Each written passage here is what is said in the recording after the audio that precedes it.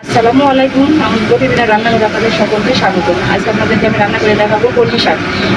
প্রথমে আমি মসুরের ডাল নিয়ে নিয়েছি, এটাকে আমি সিদ্ধ করে নেব। মসুরের ডালটাকে সিদ্ধ করার জন্য আমি কিছু পানি দিয়ে দেবো।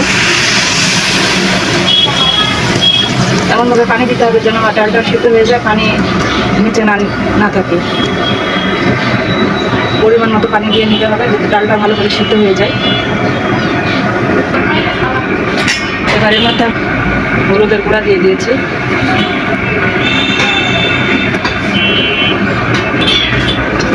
আমি এবার ডালটাকে সিদ্ধ হওয়ার জন্য ঢাকনা দিয়ে ঢেকে দেবো। যতক্ষণ সিদ্ধ হবে ততক্ষণ আমি এটাকে চাল দিতে থাকবো। আমি এবার ঢাকনাটা তুলে দেখবো আমার ডাল সিদ্ধ হয়েছে কিনা। আমার ডালটা খুব সুন্দর করে সিদ্ধ হয়ে গেছে। আমি এবার এটাকে নামিয়ে রাখবো।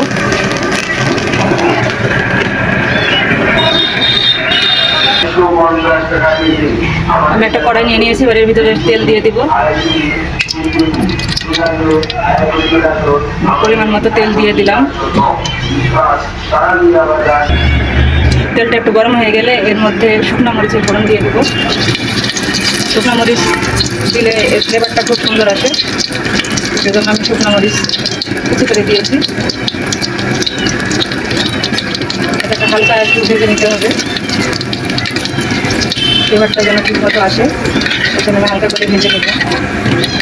আপনারা যারা কলমি শাক খেতে পছন্দ করেন আপনারা এমন করে রান্না করার চেষ্টা করবেন, দেখবেন খেতে কত সুন্দর লাগে। এর ভিতরে আমি এবার পেঁয়াজের কুচি দিয়ে দিলাম, রসুন কুচি দিয়ে দিলাম, আর কাঁচামরিচ দিয়ে দিলাম। এটাকে আমি ভালো করে ভেজে নিব।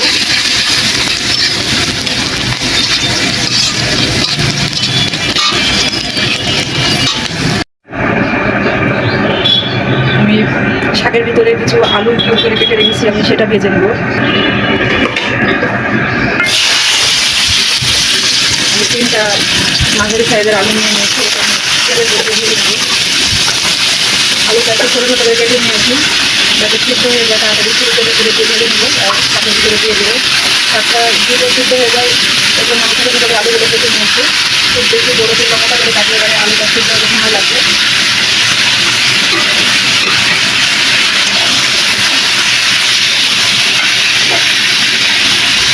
এটার মধ্যে আমি সামান্য পরিমাণ হলুদ এবং সামান্য পরিমাণ হলুদ দিয়ে দিলাম, আর দিয়ে দেবো একটু লবণ। একটু লবণ দিয়ে দিলাম। এটাকে আমি ভালো করে ভেজে নেব। এমন করে ভাজবো যাতে 60% সিদ্ধ হয়ে যায় আলুটা।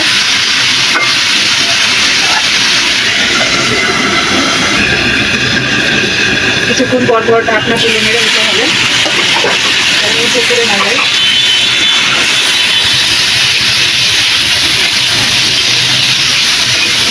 একটু নেড়ে নিয়ে আমি আবার ঢাকনা দিয়ে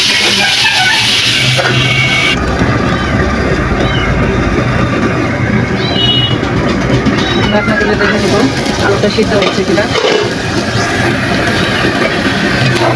আমি মাঝে বেশ কয়েকবার ঢাকনা তুলে আলুটা নেড়ে নিয়েছি, নাহলে নিচে লেগে যাবে, পুড়ে যাবে।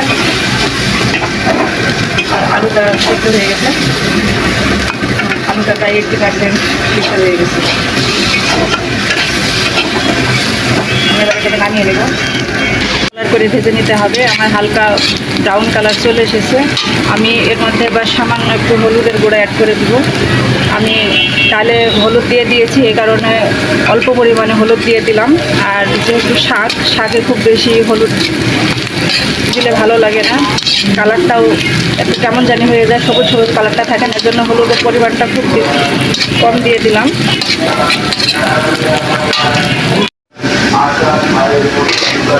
আমি এর মধ্যে এবার শাকগুলো ঢেলে দেবো।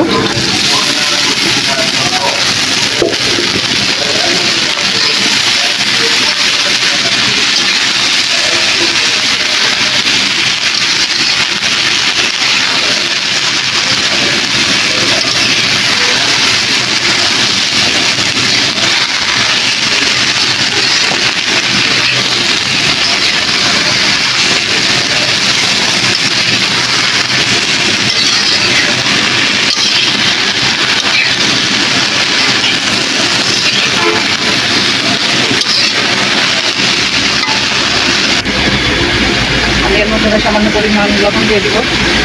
লবণটাকে এক সময় খেয়াল রাখতে হবে। ডালে লবণ দিয়েছি এবং আলু ভাজার সময় আলুতে লবণ দিয়ে দিয়েছি, এই জন্য খুব অল্প পরিমাণে লবণ দিতে হবে সাথে। এবার এটাকে ভালো করে নেড়ে নেব। আর এই পর্যায়ে আমি এর ভিতরে আলুটাকে দিব, যে আলুটাকে যে রেখেছিলাম আলুটা দিয়ে দিব।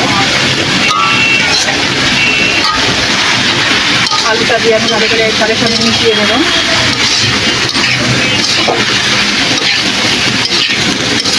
কলমি শাক খুব তাড়াতাড়ি সিদ্ধ হয়ে যায়, যেমন কড়াইতে দেওয়ার সাথে সাথে শাকটা অনেক কমে গেছে, এটা 50% সিদ্ধ হয়ে গেছে। এই জন্য আলুটাকে ভালো করে সিদ্ধ করে নিলাম। 80% সিদ্ধ হয়েছে, বাকিটা শাকের সঙ্গে সিদ্ধ হয়েছে আলুটা। কড়াতে দিয়ে অনবরত নাড়তে হবে, নাহলে নিচে লেগে যাবে। শাক নিচে লেগে গেলে একটা বন্ধ হয়ে যায়, খেতে ভালো লাগে না। আমার শাকটা সিদ্ধ হয়ে গেছে, এবার এর মধ্যে মসুরের সিদ্ধ করা ডালটা দিয়ে দেবো। ডালটা দিয়ে ভালো করে